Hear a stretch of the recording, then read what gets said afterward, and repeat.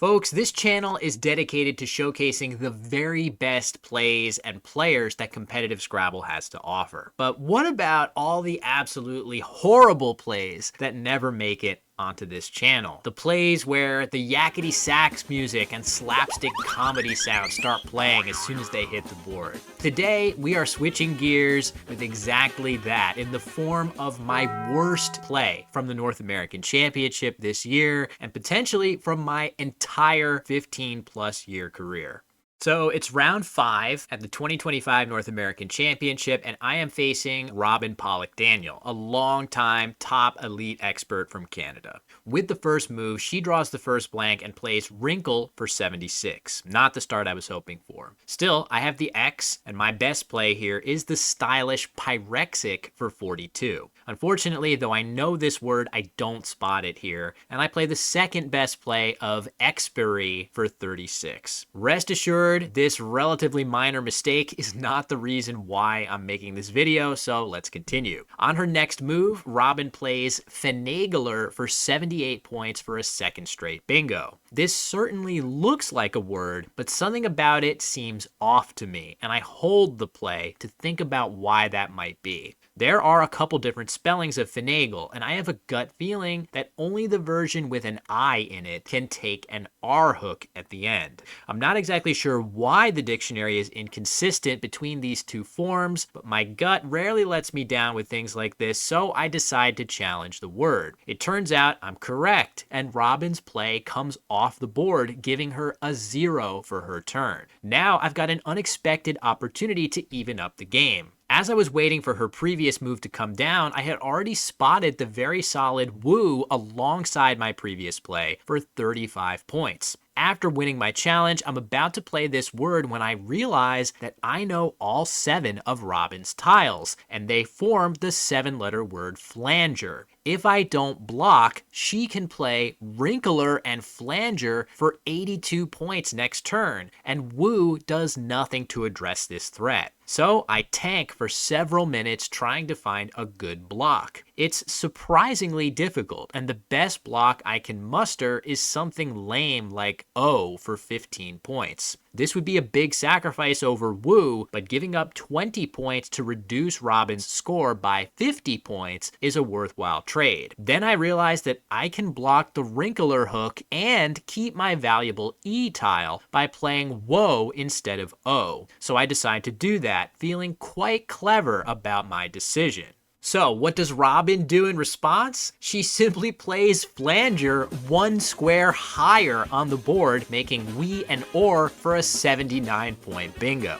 Had I simply played O underneath Wrinkle as I had originally considered doing, there would be no spot to play Flanger anywhere on the board. I'm stunned by how moronic a blunder I've just made, and I would prefer to sit back and laugh at myself for a few minutes, but I'm still very much in this game. I have to try to focus up and keep fighting. After I play my top scoring move of Confab for 42 to cover up the open triple, Robin answers with another bingo of Ant Bears for 74, and my draw is the perfect karmic reminder of my mistake, and I choose to exchange 6 of my 7 vowels. Robin then plays Aerify for 36 to cover up the other open triple, and I'm facing a massive deficit. My top scoring move is Helmed for 45 here, but I decide to play Alme for a 9-point sacrifice to keep a better leave and to open a very big S hook on this board, since I'll be needing several huge scoring plays if I want to fight my way back. I get a reprieve as Robin's next move of 8 scores only 19 points, while I draw the Q and can chip into her lead further with a 42-point play. She responds with Joy for 26, and I can open the board further with Judge for 28, still hoping for an S as soon as possible. In fact, not only do I draw an S, I draw a bingo with an S in early position in ISO lead for 88, exactly what I'm hoping for here. If Robin continues to struggle with draws, I might miraculously find myself back in this game. Instead, she hits me with kittened for 71 using the second blank. A very nice find. The silver lining with her play is that it opens even more of the board and doesn't block my bingo, which actually does a couple really nice things for me here. Not only does it open a massive S hook, but it also opens a huge Z spot. If I'm able to draw some combination of those tiles from here on out, I could actually very quickly close the gap in scores. However, that dream again is quickly dashed as Robin plays cuts for 54, and while I can hit back with adds for 69 to draw within 80, my leftover tiles are extremely weak, and I can only limp to the finish line from there as Robin notches a 536 to 420 victory. After the game, during our postmortem, I was beating myself up about this move, talking about how moronic it was, etc. And Robin was really nice to me about it, reminding me that it's just one game and that it's a marathon at the North American Championship. Plenty of time to rebound, get back on the right track. But when I explained to her what I was attempting to do, blocking the wrinkler hook, she says to me, "Wrinkler? That's good?" Imagine my shock when I then checked the dictionary to discover that wrinkle only takes the D and S as hooks. Let's rewind back to my second turn. The entire point of me playing in this area of the board was to block wrinkler. It turns out that wrinkler isn't even a valid word. So not only did I give Robin a spot to play her valid 7-letter word, which I knew she had, the play I thought I was blocking wasn't even acceptable to begin with. I could have just played my best play of woo for 35 and moved on with the game.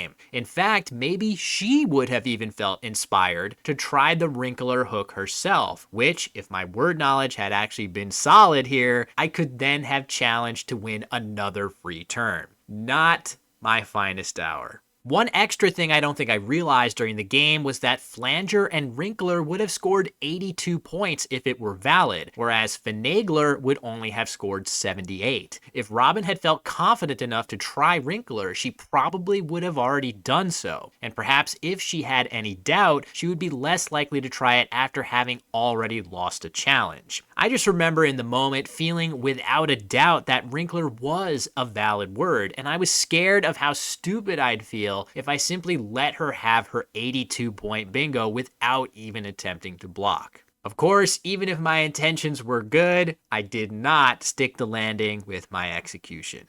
Well, there you have it. Hopefully, for those of you watching who are Scrabble players yourself, you can take heart that even top experts and former champions can make really dopey plays sometimes. Scrabble is hard, and there are a lot of ways to screw up on every turn of every game. In fact, I made one other slightly more nuanced but still really silly mistake in my very first game of the tournament, and I'll be covering that on my Patreon page. So if you're enjoying my content and want to see more of it, consider checking that out too. Anyway, we'll be back to our regularly scheduled programming of amazing plays from amazing players next week and beyond. But I hope you enjoyed this brief foray into the horrendous, and thanks for watching. See you next time.